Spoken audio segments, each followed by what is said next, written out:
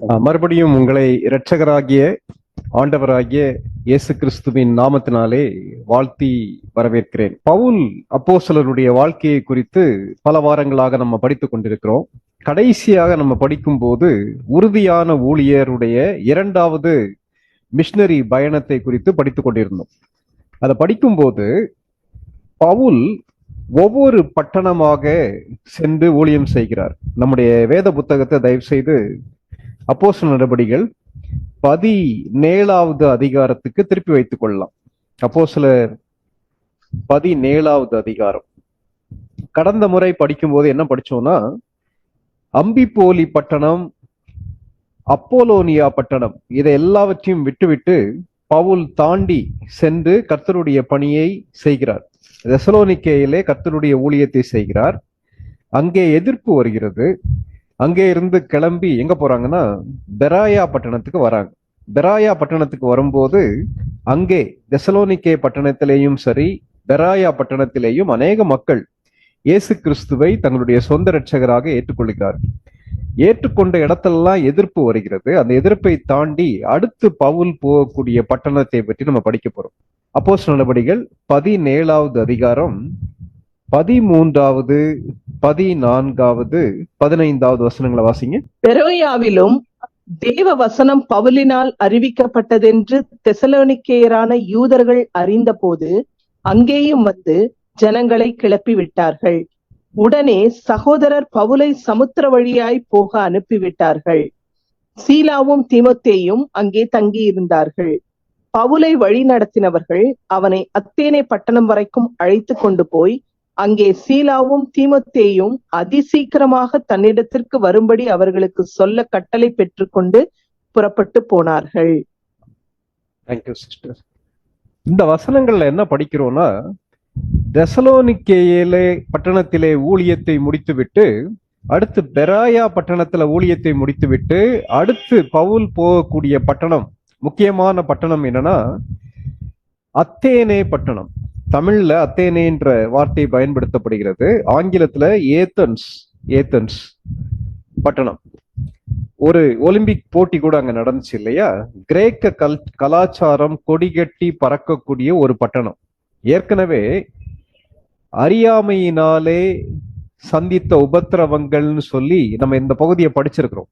நீங்க இதை குறித்து இன்னும் இதே பகுதியை குறித்து இன்னும் ஆழமாக அறிந்து கொள்ள வேண்டும் என்று நீங்கள் விரும்பினால் பவுல் அப்போஸ்தலருடைய வாழ்க்கையை குறித்து நம்ம படிக்கக்கூடிய ஆள் வேத ஆராய்ச்சியில டிபிஎஸ் 26வது பகுதியை நீங்க ரெஃபர் பண்ணீங்கன்னா, 26வது பகுதியில உள்ள செய்தியை கேட்டு பார்த்தீங்கன்னா இந்த பகுதியை குறித்து இன்னும் விளக்கம் இருக்கு. இன்னைக்கு ஓரளவுக்கு அதுல படிக்க போறோம். இன்றைக்கு நம்ம படிக்க போறது வேற ஆங்கிள் படிக்கிறோம். ஏற்கனவே படிக்கும் போது அவர்கள் கிறிஸ்துவை அறியாதபடியினாலே பவுல் சந்தித்த உபத்திரவம்ன்ற அடிப்படையில படித்தோம். ஆனா இப்ப நம்ம படிக்கிறது பவுலுடைய ஊழிய முறைமைகளை குறித்து படிக்கிறோம். பவுலுடைய ஊழிய முறைமைகள். இந்த இடத்துல அத்தேனே பட்டணம் சொல்லும் போது ஏற்கனவே நம்ம பார்த்தோம், தெசலோனிக்கேயே பட்டணத்தில் ஒரு கூட்ட மக்கள் கர்த்தருடைய வசனத்துக்கு எதிர்ப்பு தெரிவித்தார்கள். கர்த்தருடைய வசனத்தை மறுத்து விட்டார்கள். பெராயா பட்டணத்துல கர்த்தருடைய வசனத்தை ஏற்றுக்கொண்டார்கள். அதே நேரத்துல அத்தேனே பட்டணத்துல they ridiculed God's word, அதாவது கர்த்தருடைய வார்த்தையை ஏளனம் செய்தார்கள் சொல்லி நம்ம பாக்குறோம். சரி, இந்த இடத்துல நீங்க பாத்தீங்கன்னா எதிர்ப்பு பெராயா பட்டணத்துல வருகிறது, தெசலோனிக்கே பட்டணத்துல வருகிறது. அங்கே இருந்தால் பவுலுக்கு பாதிப்பு வரும்னு சொல்லி அறிந்து சகோதரர் அவரை ஏத்தன்ஸ்க்கு அனுப்பிட்டாங்க. அவர் மாத்திரம் தனியா போறார். மற்ற 2 பேரும், அவருடைய நண்பர்கள் 2 பேரும் எங்க தங்கியிருக்காங்க? பெராயா பட்டணத்துல இருக்காங்க. ஒண்ணு தீமோத்தேயு, மற்றொன்று அவருடைய உடன் ஊழியரான சீலா. இவங்க 2 பேரும் அங்க தங்கியிருக்காங்க. அந்த டைம்ல அத்தேனே பட்டணத்துக்கு பவுல் வருகிறார். பவுல் வரும்போது அந்த இடத்துல எவ்விதமாக ஊழியம் செய்தார் என்பதை குறித்து படிக்கலாம். 16ஆம் வசனம் முன்பகுதி வாசிங்க. அத்தேனே பட்டணத்தில் பவுல் அவர்களுக்காக காத்து கொண்டிருக்கையில். சிஸ்டர் போதும். அத்தேனே பட்டணத்தில் பவுல் அவர்களுக்காக காத்து கொண்டிருக்கிறேன். இந்த ஏத்தன்ஸ் இன்னைக்கும் கலாச்சாரம், கிரேக்க கலாச்சாரம் கொடிகட்டி பறந்த ஒரு நகரம். அது பிரம்மாண்டமான கட்டடங்களுக்கு புகழ் பெற்ற ஒரு நகரம். அது மாத்திரமல்ல, அநேக கடவுள்கள் உண்டு. நீங்க ஏற்கனவே பவுல் 26வது பகுதியை நீங்க கேட்டீங்கன்னா, இந்த பட்டணத்துல இருக்கக்கூடிய சிலைகள் அல்லது விக்கிரகங்களுடைய எண்ணிக்கை முழு அந்த ரோம சாம்ராஜ்யத்தில் இருக்கக்கூடிய எல்லா சிலைகளையும் கொண்டு வந்து எடுத்து வைத்தாலும் அதை விட எண்ணிக்கை அதிகமா இருக்கும்னு சொல்லி சொல்றாங்க. அதுல இருக்கக்கூடிய கடவுள்களுடைய எண்ணிக்கையும் அந்த அளவுக்கு அதிகமாக இருக்கக்கூடிய ஒரு சிட்டி, ஒரு பட்டணம். தத்துவ ஞானிகளும் படித்தவர்களும் அதிகமாக இருக்கக்கூடிய ஒரு பட்டணம். நமக்கு தெரியும் சாக்ரட்டிஸ் இப்படிப்பட்ட முக்கியமான தத்துவ ஞானிகள் இருக்கக்கூடிய ஒரு பட்டணம். அது மாத்திரமல்ல, இங்க இருக்கக்கூடிய இந்த சென்டர் ஆஃப் கிரீக் கல்ச்சர், கிரேக்க கலாச்சாரத்துடைய மையமாக திகழ்ந்த ஒரு பட்டணம். கிரேக் பிலாசபி, அதாவது கிரேக்க தத்துவ ஞானிகள் முக்கியப்படுத்தின ஒரு பட்டணம். கிரேக்க கல்வி முறைகளுக்கு முக்கியப்படுத்தின ஒரு பட்டணம்.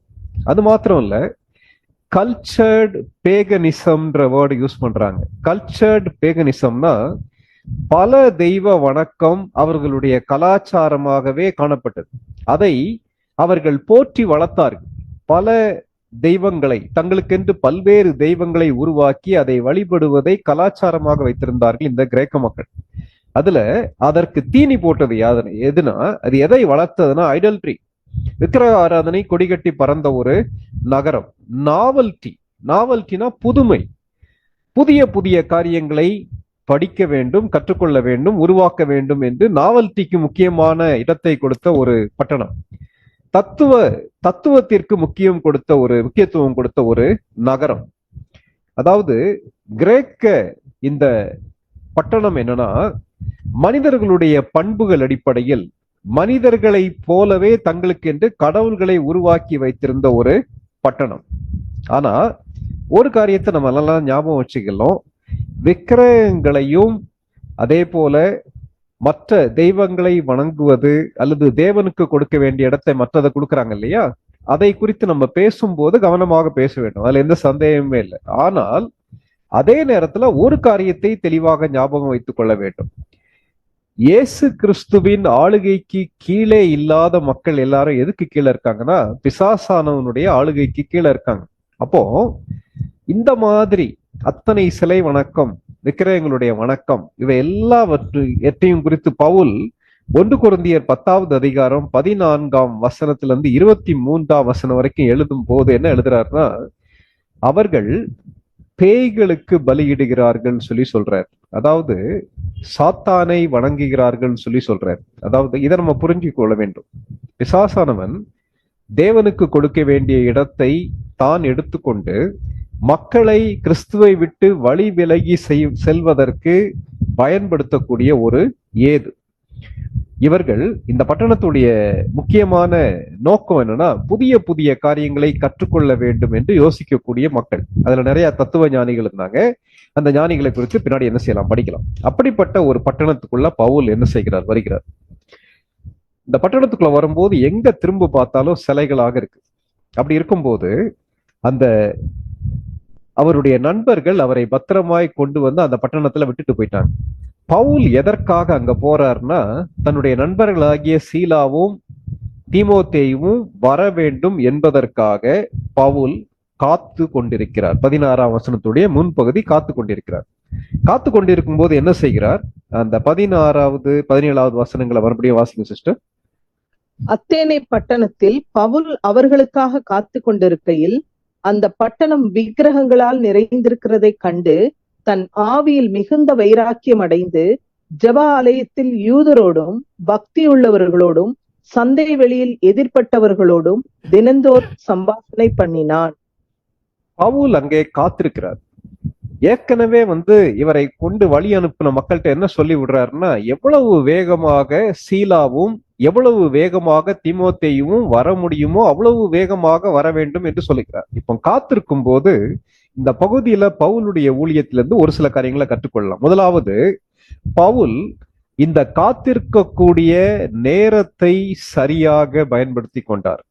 காத்திருக்கக்கூடிய நேரத்தை சரியாக பயன்படுத்தி கொண்ட பவுல் எதற்காக வெயிட் பண்றார்? தன்னுடைய நண்பர்களுக்காக வெயிட் பண்றார்.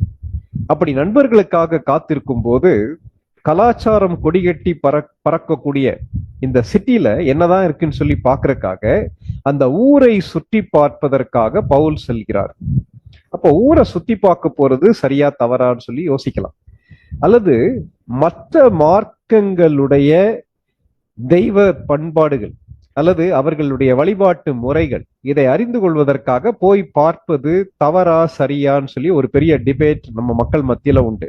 இந்த இடத்துல பவுல் காத்திருக்கிறார். காத்திருக்கும் போது அந்த காத்திருக்கக்கூடிய நேரத்தை பயனுள்ள விதத்துல செலவழிக்கிறார். அவர் அங்க பிக்னிக்காக போல. இன்னைக்கு நிறைய பேர் நிறைய இடங்களுக்கு போறது சைட் சீயிங்காக போறாங்க, காட்சிகளை பார்த்து ரசிப்பதற்காக போறாங்க. ஆனா இந்த இடத்துல பவுல் அந்த காத்திருக்கக்கூடிய நேரத்துல இந்த சிட்டி எப்படி இருக்குன்றத சுத்தி பார்க்கிறார். அப்படி சுற்றி பார்க்கும் போது அவர் செய்த ஊழியத்தை பற்றி தான் நம்ம படிக்கிறோம். பொதுவா இயேசு கிறிஸ்துவை சொந்த இரட்சகராக ஏற்றுக்கொண்ட ஒரு மனிதன் தன்னுடைய வாழ்க்கையில ஆண்டவருடைய சித்தத்தை அறிந்து கொள்வதற்காக காத்திருக்கக்கூடிய டைமை நம்ம என்ன சொல்லுவோம்னா, waiting period is not a wasting பீரியட்னு சொல்லி சொல்லுவோம். காத்திருக்கிற நேரம் பயனற்ற நேரம் கிடையாதுன்னு சொல்லிட்டு அது அந்த பின்னணியத்துல சொல்றது. ஆனா இந்த இடத்துல பவுலுடைய லைஃபை பார்க்கும்போது அந்த காத்திருக்கக்கூடிய நேரத்தை கூட பயனுள்ள விதத்திலே செலவிடுகிறார். அந்த காத்திருக்கக்கூடிய நேரத்தையும் கர்த்தருடைய ஊழியத்திற்கு என்று பயன்படுத்தி கொள்கிறார் பவுல். கேட்டதுக்கு அருமையான சகோதர சகோதரிகளே, அநேக நேரங்களில் நம்ம சொல்லக்கூடிய முக்கியமான ஒரு எக்ஸ்கியூஸ், சாக்கு என்னன்னா, எனக்கு டைமே இல்லை, எதற்கு நேரம் இல்லை, ஆண்டவரை அறிந்து கொள்வதற்கு நேரம் இல்லை, ஆண்டவரிடத்திலே உறவாடுவதற்கு நேரம் இல்லை, ஆண்டவரை குறித்து மற்றவர்களுக்கு அறிவிப்பதற்கு நேரம் இல்லை, ஆண்டவருடைய பிள்ளைகளோடு ஐக்கியப்படுவதற்கு நேரம் இல்லை. நேரம் இல்லை நேரம் இல்லைன்றது நம்முடைய முக்கியமான பிரச்சனை. ஆனா பவுல் தன்னுடைய வாழ்க்கையில ஒரு தெளிவான லக்கு வைத்திருந்தார். என்ன லக்கு? நான் கிறிஸ்துவை அறிந்து கொள்ள வேண்டும், கிறிஸ்துவை எங்கே எல்லாம் அறிவிப்பதற்கு எனக்கு வாய்ப்பு கிடைக்குதோ அங்கே எல்லாம் நான் அறிவிக்க வேண்டும், அறிந்து கொள்ள வேண்டும், அறிவிக்க வேண்டும். இதான் பவுலுடைய வாழ்க்கையில் இருந்த தெளிவான குறிக்கோள். ஆகவே எங்கெல்லாம் வாய்ப்பு கிடைக்குதோ, எப்பெல்லாம் டைம் கிடைக்குதோ அந்த நேரத்தை பயன்படுத்தி பயனுள்ள விதத்தில் பயன்படுத்தி அதை அவர் செய்து முடித்து விடுகிறார். இன்னைக்கு நம்ம எப்படி இருக்கோம் கொஞ்சம் யோசித்து பார்க்கலாம். உள்ளத்தின் ஆழத்துல வைராக்கியம் இருக்கும் போது, வாஞ்சை இருக்கும் போது நேரத்தை எளிதாக கண்டுபிடிக்க முடியும். நம்ம கொஞ்சம் யோசித்து பார்க்கலாம். ஊழியம் செய்வதற்கு நேரம் இல்லை என்று சொல்லக்கூடிய நமக்கு மொபைல் போனுக்கு எவ்வளவு நேரம் கொடுக்குறோம் இல்லையா? சோசியல் மீடியாவுக்கு, அது வாட்ஸ்அப்பா இருக்கலாம், ஃபேஸ்புக்கா இருக்கலாம், ட்விட்டரா இருக்கலாம், அல்லது அந்த எக்ஸ் வெப்சைட்டா இருக்கலாம், எதுவாகவும் இருக்கலாம். அதற்கு கொடுக்கக்கூடிய நேரத்திற்கும் ஆண்டவருக்கும் ஆண்டவருடைய பணிக்கும் கொடுக்கக்கூடிய நேரத்துக்கும் உள்ள கம்பாரிசன் என்னன்றது நமக்கு நல்லா தெரியும். பவுல் இந்த இடத்துல காத்துதான் இருக்கிறார். ஆனால் காத்திருக்கக்கூடிய நேரத்தை சரியாக பயன்படுத்தி கொண்ட ஒரு தேவனுடைய மனிதன் என்ன செய்யறாருன்னா, போய் சுத்தி பாக்குறாரு. அங்க எல்லாத்தையும் சுத்தி பார்த்து முடிச்ச உடனே என்ன பாக்குறாருன்னா, நிறைய விக்கிரகங்களை பார்க்கிறார், சிலைகளை பார்க்கிறார், நிறைய அவர்கள் தங்களுக்கு என்று உருவாக்கி வைத்திருக்கக்கூடிய தெய்வங்களை பார்க்கிறார். அந்த ஒரு வார்த்தை பயன்படுத்தப்பட்டிருக்கு பாருங்க, 16ஆம் வசனத்துடைய நடுப்பகுதி. அந்த பட்டணம் விக்கிரகங்களால் நிறைந்திருக்கிறதை கண்டு, அது ஃபுல்லா நிரம்பி இருக்கிறது. அந்த ஊர்ல மனிதர்களை விட விக்கிரகங்களுடைய எண்ணிக்கை கூட இருக்கு. இதை பார்த்த உடனே பவுல் என்ன தெரியுமா செய்கிறார்? தன்னுடைய ஆவியிலே வைராக்கியம் கொண்டார்னு சொல்லி பார்க்கிறோம். முதலாவது, பவுல் தன்னுடைய நேரத்தை சரியாக பயன்படுத்தி கொண்டார். இரண்டாவது, தன்னுடைய உணர்வுகளை சரியாக பயன்படுத்தி கொண்டார். இதற்கு முன்பாக பவுல் எபேசிய திருச்சபைக்கு எழுதும்போது வசனத்தை எழுதுறாரு. அந்த வசனத்தை வாசித்துட்டு நம்ம தொடரலாம். பவுல் எபேசியருக்கு எழுதிய நிருபம் 5வது அதிகாரம், எபேசியர் 5வது அதிகாரம் 16ஆம் வசனம் வாசிங்க. 16. நாட்கள் பொல்லாதவைகள் ஆனதால் காலத்தை பிரயோஜனப்படுத்திக் கொள்ளுங்கள். பவுல் சொல்லும் போது சொல்லக்கூடிய காரியம், நாட்கள் பொல்லாதவைகளானதால் காலத்தை பிரயோஜனப்படுத்திக் கொள்ளுங்கள். பவுல் இந்த காலத்தை பயன்படுத்தி கொண்டார். அப்படியே சுத்தி பார்க்கிறார். சுத்தி பார்க்கும்போது என்ன நடக்குதுன்னா, இந்த கலாச்சாரம், இந்த சிலைகள், மக்களுடைய நம்பிக்கை, இவை எல்லாமே பவுலுடைய உள்ளத்தை அசைக்கிறது. உலக மக்கள் ரசிக்கிற மாதிரி அவர் ரசிக்கவில்லை. அவருடைய இருதயத்தின் உணர்வுகள் புண்பட ஆரம்பிக்கிறது. வைராக்கியம் அடைந்துன்னு சொல்லி சொல்லும் போது இதே வார்த்தை தான் எங்க பயன்படுத்தப்படுதுன்னா, ஏற்கனவே பவுலுக்கும் பர்னபாவுக்கும் இடையில பிரச்சனை வருகிறது இல்லையா? அப்போஸ்தலர் நடபடிகள் 15வது அதிகாரம் 39ஆம் வசனம் வாசிங்க. 15:39. இதை பற்றி அவர்களுக்குள்ளே கடும் கோபம் மூண்டினபடியினால் சிஸ்டர் இல்ல போதும் சிஸ்டர். கடும் கோபம் மூண்டபடியினால், கண்டென்ஷன், இதே வார்த்தை தான், அதே கிரேக்க வார்த்தை இங்க பயன்படுத்தப்பட்டிருக்கு. என்ன, ஒரு பெரிய சர்ச்சை அவருடைய உணர்வுகளிலே ஏற்படுகிறது. அவர் பார்த்த காரியங்கள் அவருடைய இருதயத்தை அசைக்கிறது. ஆண்டவரை வணங்க வேண்டிய இந்த மக்கள், ஆண்டவரை கனம் பண்ண வேண்டிய மக்கள், ஆண்டவருக்கு கொடுக்க வேண்டிய கனத்தையும் மரியாதையும் கொடுக்க வேண்டிய இந்த மக்கள் தாங்கள் உருவாக்கி தங்களுடைய படைப்புகளுக்கு முக்கியத்துவத்தை கொடுக்கிறாங்களேன்னு சொல்லி பார்க்கும்போது பவுல் அதிகமாக வேதனைப்படுகிறார். அவருடைய உணர்வுகள் கொந்தளிக்க ஆரம்பிக்கிறது. அந்த உணர்வுகளை கர்த்தருடைய ஆவியானவருடைய ஆளுகைக்கு கீழே கொடுத்தபடியினால பவுல் ஆவியிலே வைராக்கியம் அடைந்தார். வேதம் கற்றுக் கொடுக்கக்கூடிய காரியம், தேவன் வருத்தப்படக்கூடிய காரியங்கள் அல்லது தேவனை வருத்தப்படுத்தக்கூடிய காரியங்கள் பவுலுடைய உள்ளத்தை வருத்தப்படுத்தியது. தேவனை சந்தோஷப்படுத்தக்கூடிய காரியங்கள் பவுலுடைய உள்ளத்தையும் சந்தோஷப்படுத்தியது. அப்போ இந்த இடத்துல பவுலுடைய உணர்வுகள் கொந்தளிக்க ஆரம்பிக்கிறது. ஒரு வைராக்கியம் அவருடைய இருதயத்தை பற்றி பிடிக்கிறது. அது கோபம் அல்ல, அல்லது அவர்களுக்கு எதிராக செயல்பட வேண்டும் என்பதல்ல. தேவன் துக்கப்படக்கூடிய அளவுக்கு பவுல் துக்கப்படுகிறார். இன்னைக்கு கொஞ்சம் நம்ம யோசித்து பார்ப்போம். நம்மை சுற்றி நடக்கக்கூடிய காரியங்கள், ஆண்டவரை அறியாத மக்களுடைய வாழ்க்கை முறை, தேவையோடு வாழக்கூடிய மக்கள் சமுதாயத்தை பார்க்கும்போது நமக்கு நம்முடைய உள்ளத்தை கொஞ்சமாவது அது அசைக்குதா? பரிசுத்த ஆவியானுடைய ஆளுகைக்கு கீழே நம்முடைய உணர்வுகள் இருக்குதான்றத கொஞ்சம் யோசித்து பார்க்கலாம். இந்த இடத்துல பவுல் தன்னுடைய நேரத்தை சரியாக பயன்படுத்தினார். இரண்டாவது, உணர்வுகளை சரியாக பயன்படுத்தினார். ஆவியிலே வைராக்கியம் கொண்டு என்ன பண்றாருன்னா, 17ஆம் வசனத்துல யூதரோடு, பக்தி உள்ளவர்களோடு, சந்தை வழியில் எதிர்பட்டவர்களோடு தினந்தோறும் சம்பாஷணை பண்ணினார். நம்ம ஏற்கனவே படிச்சிருக்கிறோம். பவுலுடைய ஊழிய முறைகள்ல முக்கியமான ஒரு முறை என்னன்னா உரையாடல், கான்வர்சேஷன். டெய்லி நடக்கக்கூடிய சாதாரண உரையாடல்கள் மூலமாக சுவிசேஷத்தை மற்றவர்களுக்கு தெளிவாக அறிவிக்கக்கூடிய ஒரு மனிதன். இவருடைய உள்ளத்துல பயங்கர வைராக்கியம் வந்தவுடனே அவங்க கிட்ட போய் வாக்குவாதம் பண்ணாங்கன்னு சொல்லி அர்த்தம் இல்ல. என்ன அர்த்தம்னா சம்பாஷணை பண்ணினார். அதுல பாருங்களேன், அதுல வரக்கூடிய வார்த்தைகளை கொஞ்சம் கவனிச்சு பாருங்க. யூதரோடும், பக்தி உள்ளவர்களோடும், சந்தை வழியில் எதிர்பட்டவர்களோடும் தினந்தோறும் சம்பாஷணை பண்ணினார். அவருடைய உணர்வு அந்த அளவுக்கு அசைக்கப்பட்டது. இதை நம்ம என்ன வார்த்தை பயன்படுத்தலாம்? ஆத்துமாக்களை குறித்த பாரம் பவுலுடைய உள்ளத்திலே கொழுந்து விட்டு எரிந்தது. ஏதோ கொஞ்ச டைம் வந்துட்டு போகக்கூடிய பாரம் அல்ல, அந்த பாரம் அவருடைய வாழ்க்கையிலே செயலாக மாறிவிட்டது. சரி, என்ன செய்யறாருன்னா எல்லாத்தையுமே சொல்றாரு. சொல்ல ஆரம்பிச்ச உடனே அங்கே ஒரு பெரிய சவால் வருகிறது. என்ன சவால்? 18வது வசனம் வாசிங்க. அப்பொழுது எப்பிக்கூரரும் ஸ்தோயிக்கருமான ஞானிகளில் சிலர் அவனுடனே வாக்குவாதம் பண்ணினார்கள். சிலர், இந்த வாயாடி என்ன பேச போகிறான் என்றார்கள். சிலர், இவன் அந்நிய தேவதைகளை அறிவிக்கிறவனாக காண்கிறது என்றார்கள். அவன் இயேசுவையும் உயிர்த்தெழுதலையும் அவர்களுக்கு பிரசங்கித்தபடியினாலே அப்படி சொன்னார்கள். இந்த இடத்துல பவுல் மற்ற இடங்கள்ல சந்திக்க முடியாத ஒரு பெரிய சவாலை சந்திக்கிறார். என்ன சந்திக்கிறார்னா, கிரேக்க தத்துவ ஞானிகள் கொடிகட்டி பறந்த அந்த இடத்துல சுவிசேஷத்தை அறிவிக்கும் போது 2 சவாலான குழுவினர் பவுலை சந்திக்கிறார்கள். நான் என்ன தலைப்பு கொடுத்திருக்கேன்னா, முழு அத்தேனே பட்டணத்துல பவுலுடைய ஊழியத்திற்கு ஞானிகளை சந்தித்த ஞானியாகிய பவுல் சொல்லி கொடுத்திருக்கேன். இந்த இடத்துல ஞானிகள் இருக்காங்க. ஞானிகள்னு சொல்லி சொல்லும் போது உலக பிரகாரமான தத்துவ ஞானிகள் அங்க இருக்காங்க. உலக பிரகாரமான தத்துவ ஞானிகள் இருக்காங்க. அந்த ஞானிகள் பவுல்கிட்ட கேள்வி கேட்கிறாங்க. இந்த ஞானிகளை 2 குரூப்பா முக்கியமா பிரிச்சிருக்காங்க. ஒன்னு எப்பிக்கூரர், இன்னொன்னு ஸ்தோயிக்கர்.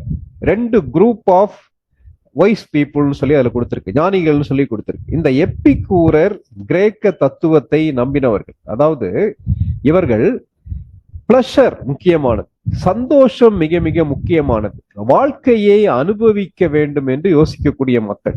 தவறான விதத்தில் அனுபவிக்க வேண்டும் என்று யோசிப்பதல்ல, வாழ்க்கையுடைய ஒரே ஒரு லக்கு சந்தோஷத்தை தேடி கண்டுபிடிக்க வேண்டும். இதான் அவங்களுடைய முக்கியமான இலக்கு. இன்னைக்கு கூட நிறைய ஆனந்தம், சந்தோஷம் சொல்லி இன்னைக்கு நிறைய அந்த புதிய விதமான கொள்கைகள் வருது இல்ல, வசனத்துல இல்லாத அந்த மாதிரி கொள்கைகளை பின்பற்றக்கூடிய மக்கள் இவர்கள். சரி, இதை பத்தி நீங்க டீட்டெயில்டா வேணுமானா நான் ஏற்கனவே சொன்ன மாதிரி பவுல் 26வது பகுதியை நீங்க படிக்கலாம். அடுத்து அதே நேரத்துல அடுத்து ஸ்தோயிக்கர்னு ஒரு குரூப் ஆஃப் பீப்புள் இருக்காங்க. இந்த ஸ்தோயிக்கர் யாருன்னா, இவர்கள் தே ரிஜெக்டட் பேகன் வொர்ஷிப். அதாவது எப்பிக்கூரர், ஏத்திஸ்ட், கடவுளே இல்லை என்று சொல்லக்கூடிய மக்கள். ஆனால் அவர்களுக்கு ஆப்போசிட்டா இருக்கக்கூடியவங்க இந்த ஸ்தோயிக்கர் அல்லது ஸ்டோயிக்ஸ். இவங்க என்ன செய்யறாங்கன்னா, பேகன் வொர்ஷிப், பல தெய்வங்களை வணங்கக்கூடிய கலாச்சாரத்தை ஏற்றுக்கொள்ளாத தத்துவ ஞானிகள் இவர்கள். ஒண்ணு.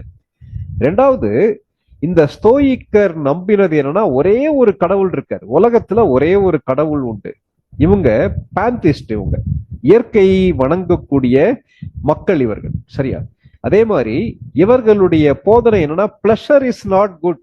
அதாவது சந்தோஷம் மிக மிக முக்கியமானதல்ல, பெயின் வாஸ் நாட் ஈவில். அதாவது வேதனை என்பது தவறு அல்லது அது மோசமானது கிடையாதுன்னு சொல்லி சொல்றாங்க. சரி, இவங்க வாழ்க்கையில ஒரே ஒரு நோக்கம் என்னன்னா, வாழ்க்கையிலே அறிவை கண்டுபிடிக்க வேண்டும், அவங்க சந்தோஷத்தை கண்டுபிடிக்க வேண்டும் என்பது அவர்களுடைய நோக்கம், எப்பிக்கூரருடைய நோக்கம். இவர்களுடைய நோக்கம் என்னன்னா, அறிவை கண்டுபிடிக்க வேண்டும். அந்த அறிவை கண்டுபிடிப்பதற்கு நம்முடைய மூளை அறிவை எந்த அளவுக்கு பயன்படுத்த வேண்டுமோ அந்த அளவுக்கு பயன்படுத்த வேண்டும். ஒரு மனிதன் யாரையும் சார்ந்து அல்ல, தனக்குத்தானே முழு நிறைவு பெற்றவனாக இருக்க வேண்டும் என்பது இந்த ஸ்தோயிக்கருடைய போதனை. நான் பேசும்போதே உங்களுக்கு தலை சுத்துவோம்னு சொல்லி நினைக்கிறேன். தத்துவம்ன்றது அப்படிதான் இருக்கும். பிலாசபின்னு சொல்லி எடுத்தீங்கன்னா நமக்கு புரியவே செய்யாது. ஒரு சாதாரண காரியத்தை நடைமுறை வாழ்க்கையில நடைமுறைப்படுத்தாதபடிக்கு பேசுறதுக்கே அது ஒரு மாதிரி கஷ்டமா இருக்கிறது தான் தத்துவம். உலக தத்துவங்கள் அப்படிப்பட்ட தத்துவத்தை இவர்கள் நம்பினார்கள். ஒரு செல்ஃப் சஃபிஷியண்டா இருக்கணும். செல்ஃப் சஃபிஷியன்ட்னா சுய நிறைவு பெற்ற ஒரு மனிதனாக தன்னுடைய மூளை அறிவை பயன்படுத்தி அவன் வாழ வேண்டும். அது மாத்திரமல்ல, இவன் எந்த ஒரு சூழ்நிலையினாலும் பாதிக்கப்படக்கூடாது, இன்னர் ஃபீலிங்ஸால பாதிக்கப்படக்கூடாது.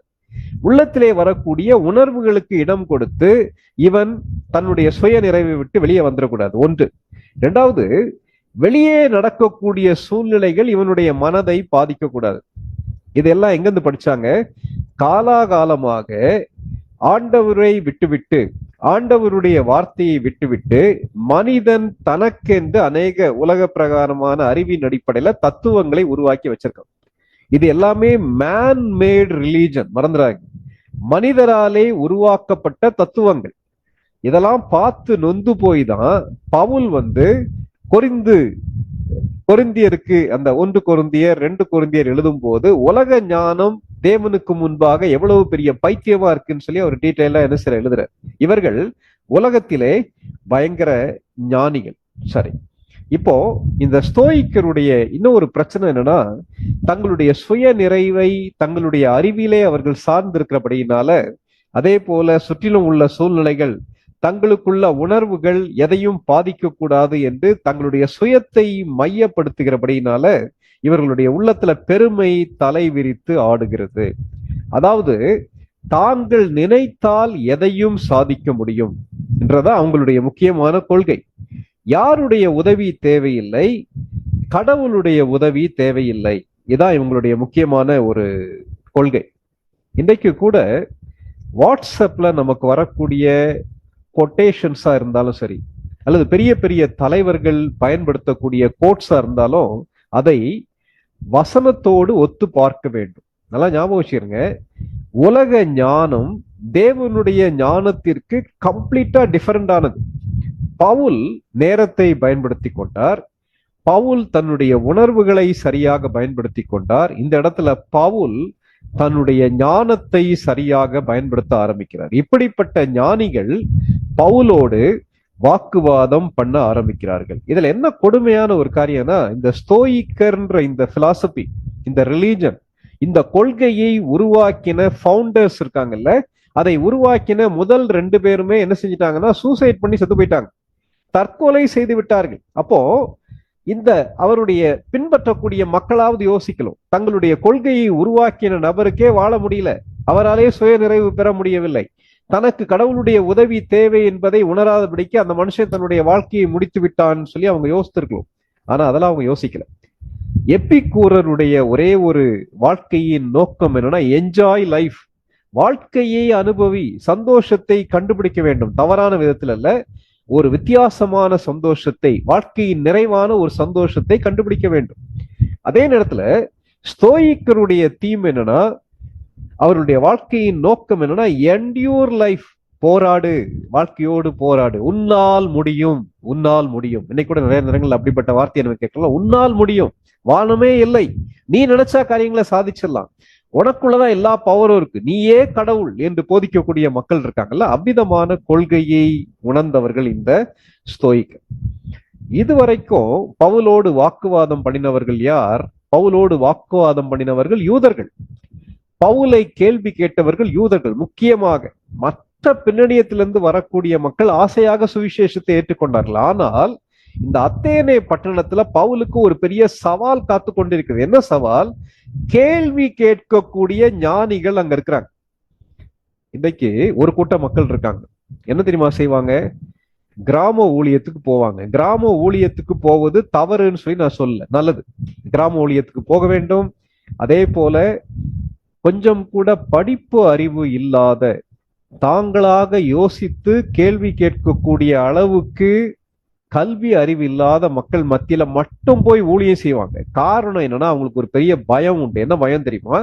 அவர்கள் திரும்பி நம்மை கேள்வி கேட்டுவிட்டால் நம்ம என்ன பதில் சொல்வது? ஈவன் இன்னும் பிராக்டிக்கலாவே நான் பேசுறேனே, அநேகர் மாணவ ஊழியத்துல, முக்கியமாக காலேஜ் படிக்கக்கூடிய ஸ்டூடெண்ட்ஸ் மத்தியில நடக்கக்கூடிய ஊழியத்துல ஈடுபட தயங்குவதற்கு மிக மிக முக்கியமான காரணம், மெத்த படித்த இந்த மாணவர்கள் அல்லது காலேஜ் ஸ்டூடெண்ட்ஸ் கேட்கக்கூடிய கேள்விகளுக்கு என்னால் பதில் சொல்ல முடியாது. அவங்க கேட்கிற எல்லா கேள்விகளுக்கும் பதில் சொல்லணும்னு நான் சொல்ல, ஆனால் மனிதனுடைய உள்ளத்துல இருக்கக்கூடிய பயம் என்னன்னா, அந்த கேள்விகளுக்கு எவ்விதமாக ஹேண்டில் பண்றதுன்னு தெரியாது. அதனால வேண்டாம், எனக்கு இந்த ஊழியம் கம்ஃபர்டபுளா இருக்கு, அதனால இந்த ஊழியத்தை செய்யறேன்னு சொல்லி ஒதுங்கி போகக்கூடிய மக்கள் உண்டு. அது எந்த ஊழியமாக இருந்தாலும் சரி. ஆனா பவுலுடைய வாழ்க்கையில் நம்ம கற்றுக்கொள்ளக்கூடிய காரியம் என்னன்னா, வாழ்க்கையிலே அவர் ஏற்கனவே கடந்து வந்த பாதை, வாழ்க்கையிலே அவர் பெற்ற அனுபவங்கள் எல்லாவற்றையும் தேவன் எடுத்து எதிர்கால ஊழியத்துக்கு என்று பயன்படுத்துகிறார். பவுலுடைய படிப்பு மிக மிக முக்கியமானது. இன்னைக்கு அநேகர் என்ன சொல்றாங்க? ஆண்டவருடைய ஊழியத்தை செய்வதற்கு கல்வி முக்கியமானதல்ல. ஆண்டவர் யாரை தெரிந்து கொண்டார்? படிப்பறிவில்லாதவர்களை தெரிந்து கொண்டார், மீன் பிடிக்கிறவர்களை தெரிந்து கொண்டார் சொல்லியே பிரசங்கிக்கக்கூடிய மக்கள் இருக்காங்க. வேத வசனம் அப்படி சொல்லவில்லை. நம்ம கையில கொடுத்திருக்கிற படிப்பை பெஸ்டா படிக்கணும். நீங்க பவுலுடைய பின்னணியத்தை குறித்து நம்ம ஏற்கனவே படிச்சிருக்கோம். பவுல் மெத்த படித்தவர். யார் இடத்துல படித்தார்? கமாலியேலுடைய பாதத்தருகே உட்கார்ந்து கல்வி கற்ற ஒரு மனிதன்.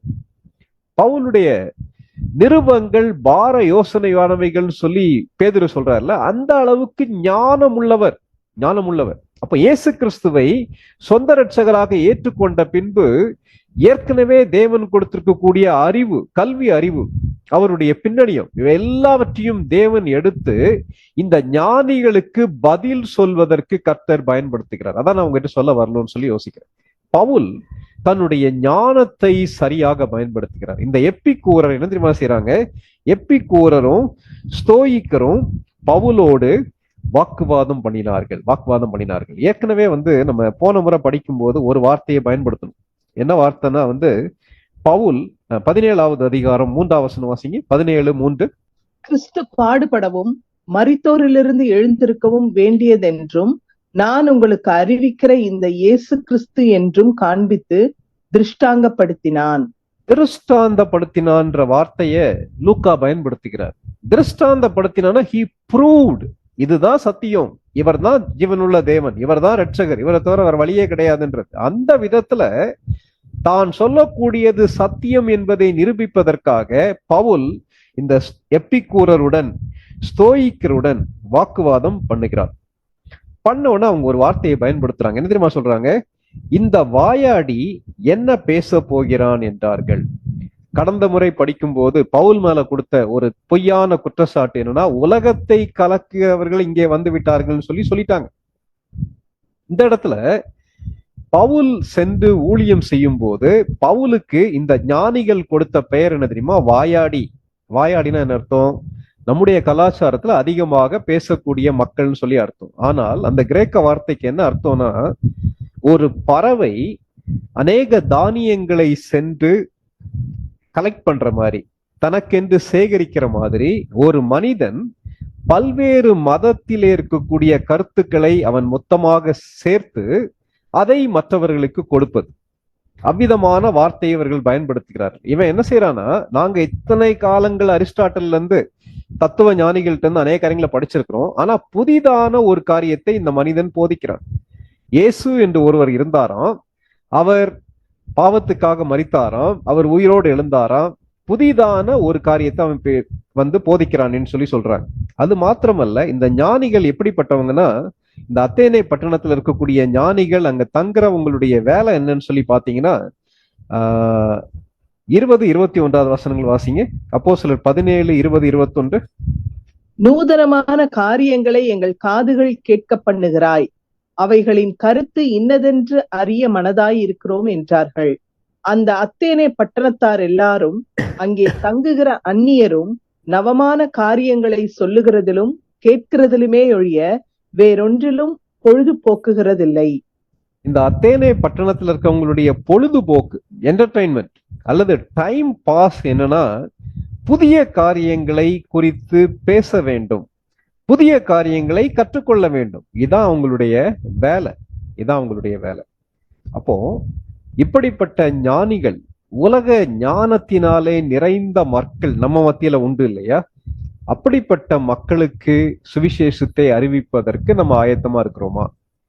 ஆண்டவர் நமக்கு கொடுத்திருக்கக்கூடிய அறிவை பரிசுத்த ஆவியானவருடைய ஆளுகைக்கு கீழே கொடுத்து, அவர்கள் கேட்கக்கூடிய கேள்விகளுக்கு திருவசனத்திலிருந்து நம்மிடத்திலே விசாரித்து கேட்கிறவர்களுக்கு சாந்தத்தோடும் பொறுமையோடும் உத்தரவு கொடுப்பதற்கு நம்ம ஆயத்தமா இருக்கிறோமா சொல்லி நம்ம யோசித்து பார்க்கலாம்.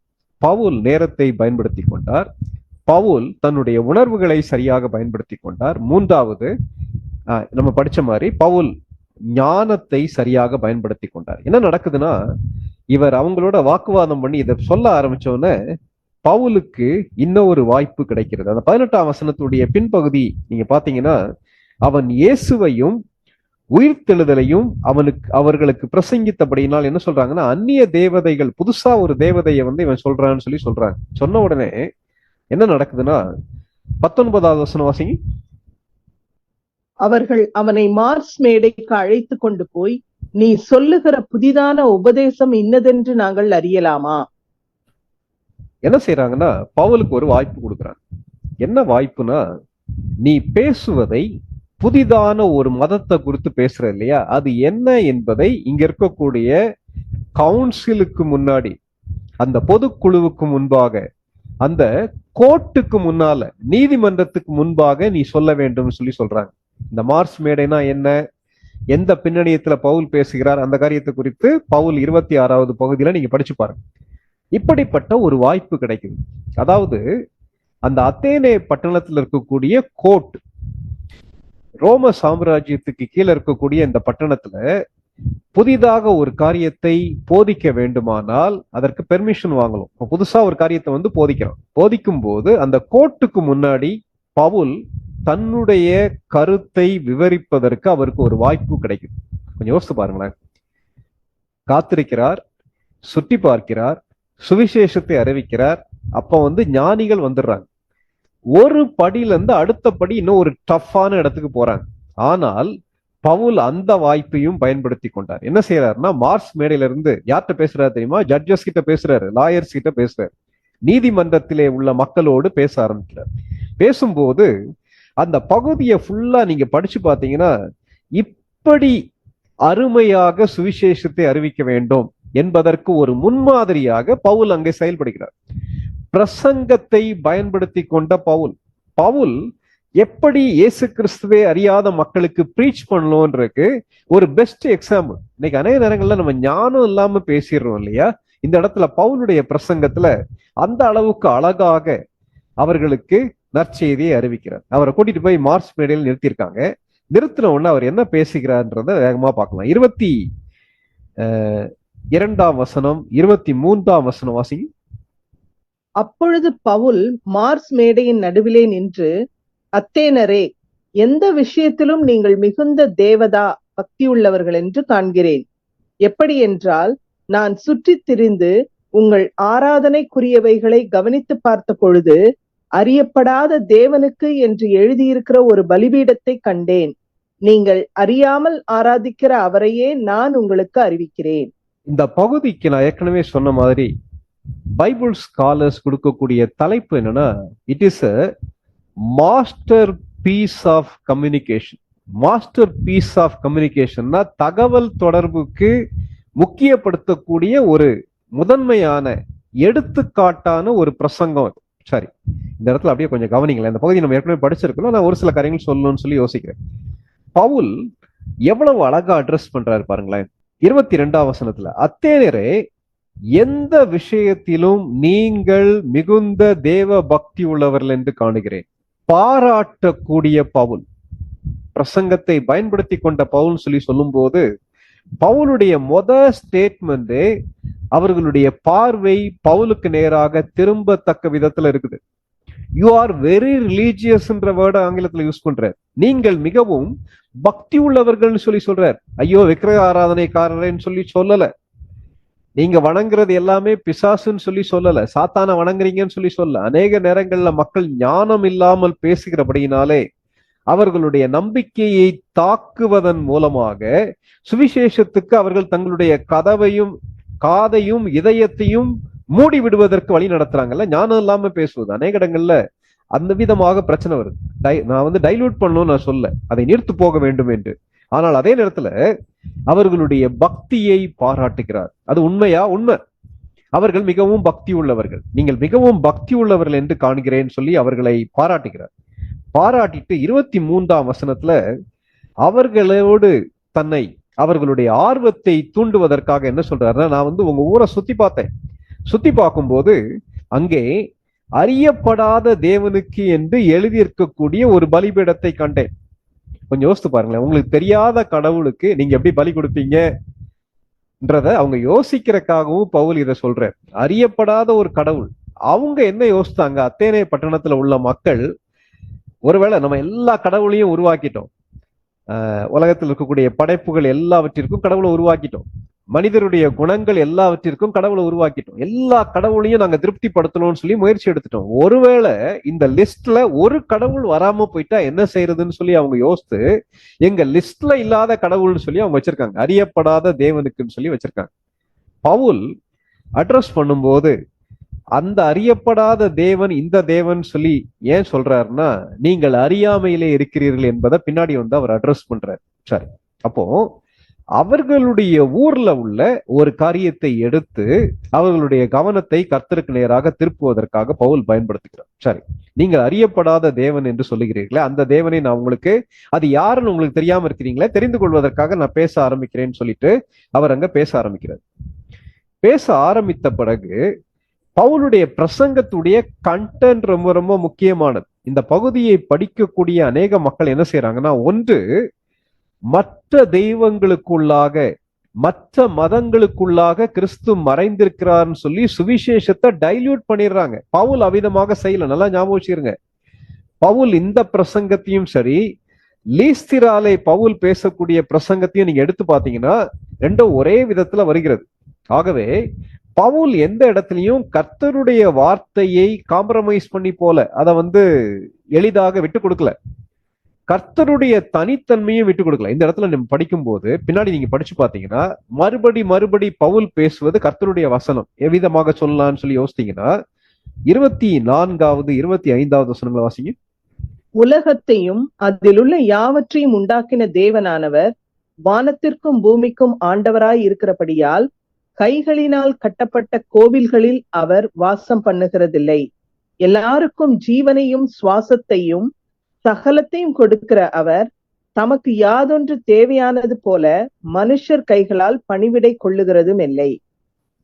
பவுல் பேசுவது சாதாரணமாக இருந்தாலும் அது சத்தியம்.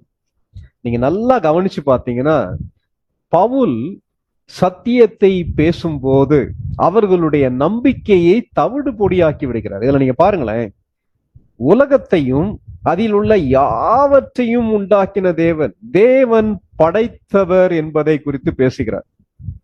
அப்போ படைத்த ஆண்டவரை விட்டுவிட்டு படைப்பை நீங்கள் வணங்குகிறீர்கள் என்பதை அவர்கள் அறிந்து கொள்ள வேண்டும் என்பதற்காக இதை பேசுறார். எல்லாவற்றையும் படைத்தவர். இரண்டாவது, வானத்துக்கும் பூமிக்கும் ஆண்டவர், எல்லாவற்றையும் ஆளுகை செய்யக்கூடிய கடவுள். அவர் கைகளால் கட்டப்பட்ட கோவில்களில் வாசம் பண்ணுகிறது இல்லை. அவரை கட்டுப்படுத்த முடியாது, அவர் நம்மை கட்டுப்படுத்தக்கூடியவர். இதெல்லாம் எங்க இருக்கு? பைபிள்ல இருக்கு. அவர் படைத்தவர் என்பதை ஆதியாகமத்துல வாசிக்க ஆரம்பிக்கிறோம். முதல் 2 அதிகாரங்கள்ல அதான் சொல்லுது. அவர் வானத்தையும் பூமியும் உண்டாக்கினவர்.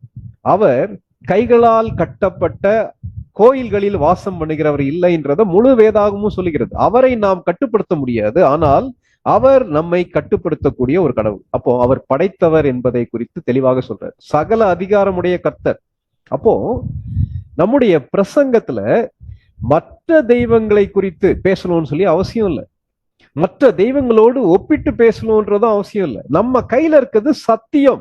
இந்த சத்தியத்தை தெளிவாக அறிந்து வைத்திருப்போமானால் நம்முடைய தேவன் யார் என்பதை தத்துவ ஞானிகளுக்கு, நீதிமன்றத்தில் இருக்கக்கூடிய மக்களுக்கும் சொல்ல வேண்டும். அது ஒன்றுதான். வேதத்திலிருந்து ஆண்டவர் என்ன சொல்லுகிறாரோ அதை அவர்கள் புரியக்கூடிய விதத்துல சொல்ல வேண்டும். சத்தியத்துடைய விளைவு பின்னாடி நடக்கும். அடுத்து என்ன சொல்றாருன்னா 25ஆம் வசனத்துல, அவர் ஜீவனையும் சுவாசத்தையும் சகலத்தையும் கொடுக்கிறவர். God is the provider. அவர் எல்லாவற்றையும் கொடுக்கிறவர். நீங்கள் அனுபவிக்கக்கூடிய காரியங்கள், நான் அனுபவிக்கக்கூடிய காரியங்கள் எல்லாவற்றையும் கொடுக்கக்கூடியவர் அவர். சொல்லிட்டு என்ன சொல்றாருன்னா, எனக்கு இதெல்லாம் தேவை சொல்லி அவர் ஒன்னையும் உங்ககிட்ட கேட்க மாட்டார். இவங்க என்ன செய்யறாங்க? நிறைய பலிபீடத்தை உருவாக்கிட்டு அறியப்படாத கடவுளுக்குன்னு சொல்லி ஒரு பலிபீடத்தையும் என்ன செஞ்சிருக்காங்க? உருவாக்கி வச்சிருக்காங்க. ஆனா இவர் எல்லாவற்றையும் உருவாக்கின தேவன்.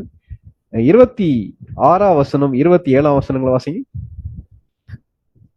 மனுஷ ஜாதியான சகல ஜனங்களையும் அவர் ஒரே இரத்தத்தினாலே தோன்ற பண்ணி பூமியின் மீதெங்கும் குடியிருக்க செய்து முன் தீர்மானிக்கப்பட்ட காலங்களையும் அவர்கள் குடியிருப்பின் எல்லைகளையும் குறித்திருக்கிறார்.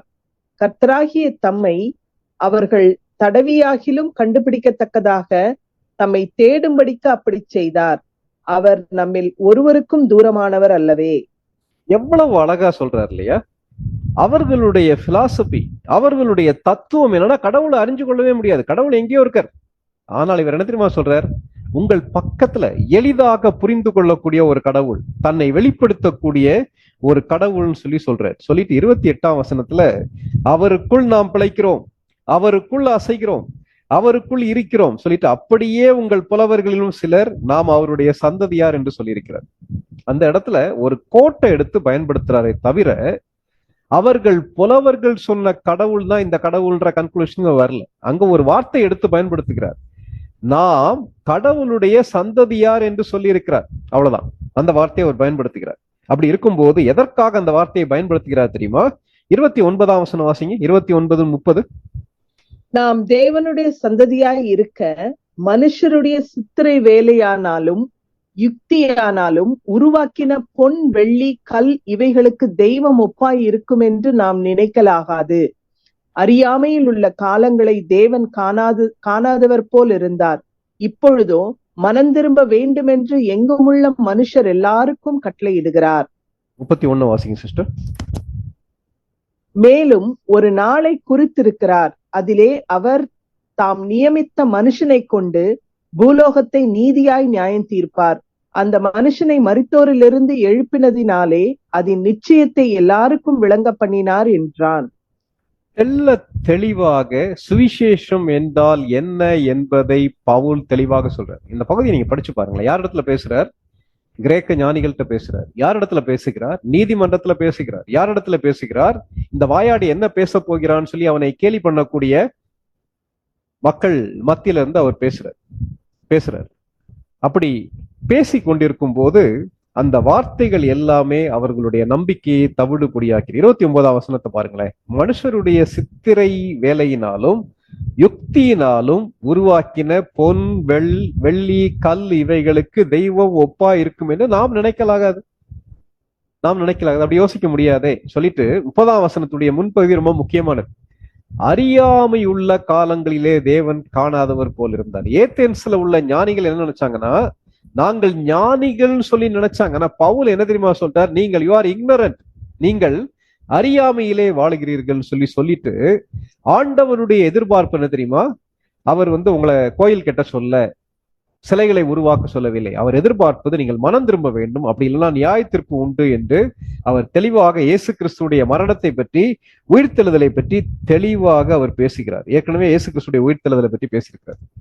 அப்போ பவுலுடைய சுவிசேஷம் வாய்ப்பு கிடைக்கும் போது கொஞ்சம் கூட சத்தியத்தை பூசி மெழுகாதபடிக்கு தெளிவாக அவர்கள் புரிந்து கொள்ளக்கூடிய விதத்துல, அதை காம்ப்ரமைஸ் பண்ணாதபடிக்கு தெளிவாக சத்தியத்தை, தேவன் யார் என்பதையும், தேவன் நம்மிடத்துல என்ன எதிர்பார்க்கிறார் என்பதையும், தேவன் நமக்கென்று வைத்திருக்கக்கூடிய ரட்சிப்பின் சுவிசேஷம் என்ன என்பதையும் தெளிவாக அறிவிக்கிறார். கேட்டிருக்க அருமையான சகோதர சகோதரிகளே, நமக்கு வாய்ப்பு கிடைக்கும் போது சுவிசேஷத்தை இந்த அளவுக்கு தெளிவாக நம்ம அறிவிக்கிறோமா?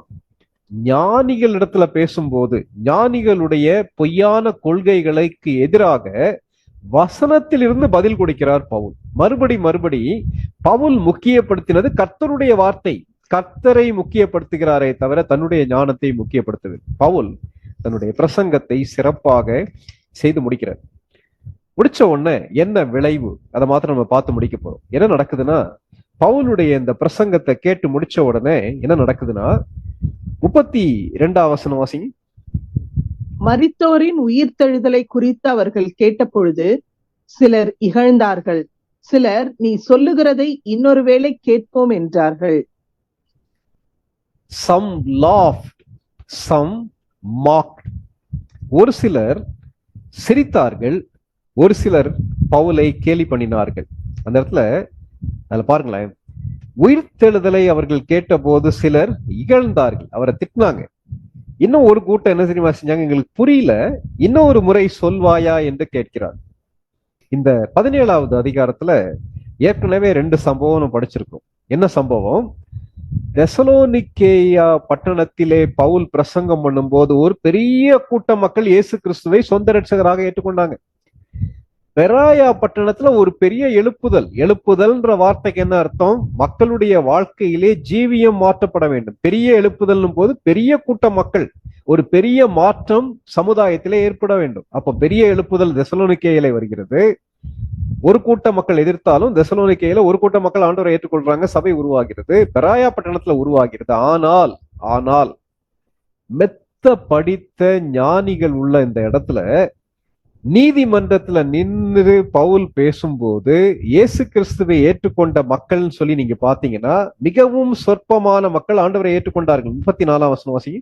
34. சிலர் அவனை பற்றி கொண்டு விசுவாசிகளானார்கள்.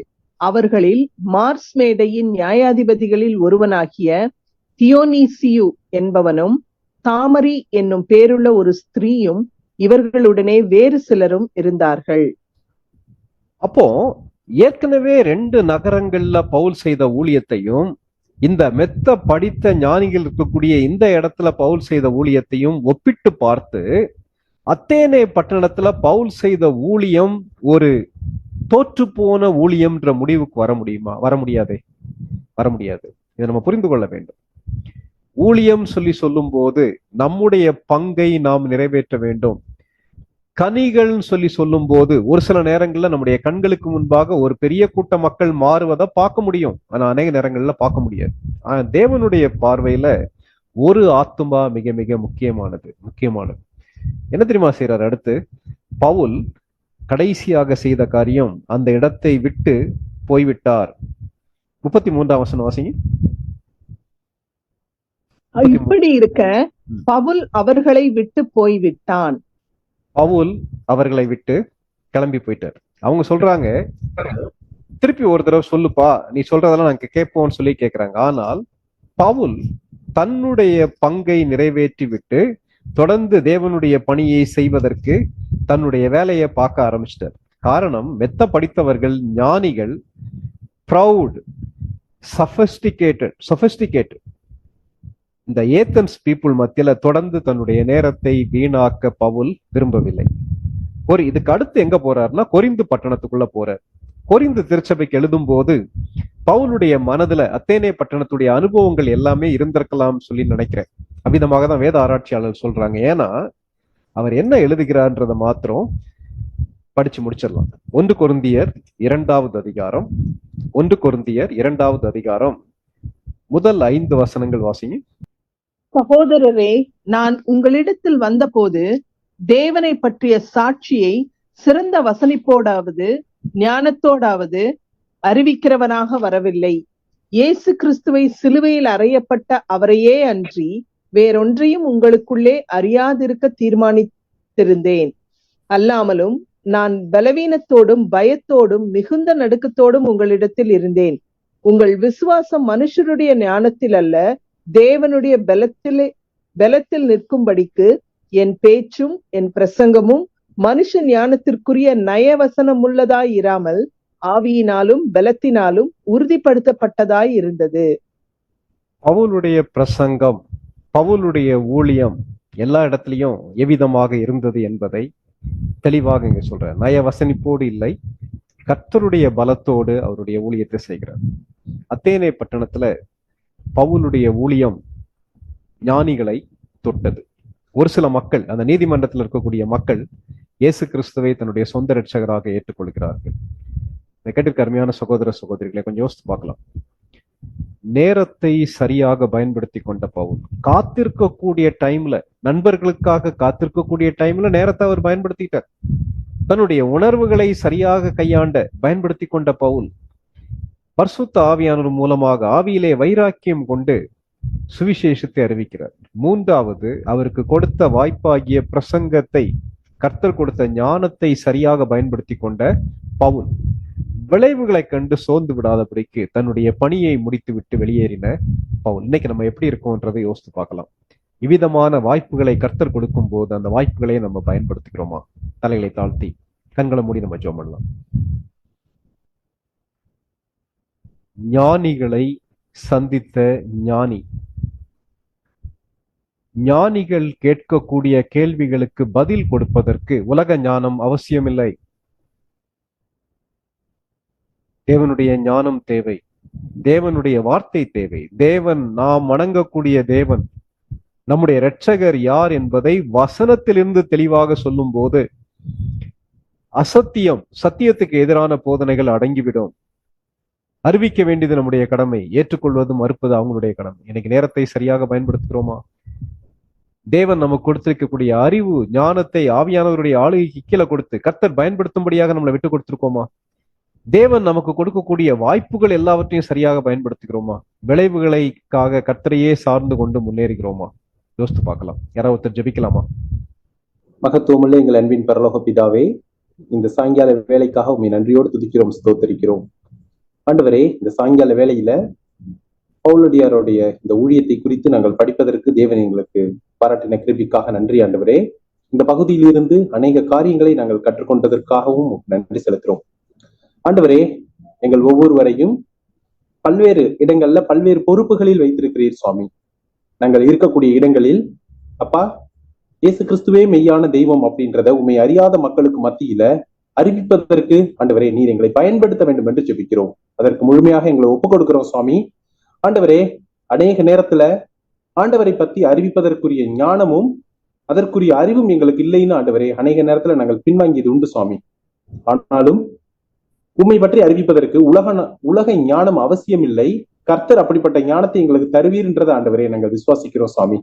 ஆண்டவரே, உண்மை அறியாத மக்களுக்கு மத்தியில அந்த மக்கள் எவ்வளவு உலக பிரகாரமாக ஞானத்திலும் அறிவிலும் தேறினவர்களாக இருந்தாலும் அப்படிப்பட்ட மக்களுக்கு மத்தியில நாங்கள் உம்முடைய வசனத்தை அறிவிப்பதற்கு ஆண்டவரே, உண்மை குறித்து ஆண்டவரே நாங்கள் அறிவிப்பதற்கும் தேவன் எங்களை பலப்படுத்தும், எங்களுக்கு ஞானத்தை தரும், தைரியத்தை தரும் சுவாமி. தொடர்ந்து எங்களை விட்டுக் கொடுக்கிறோம் சுவாமி.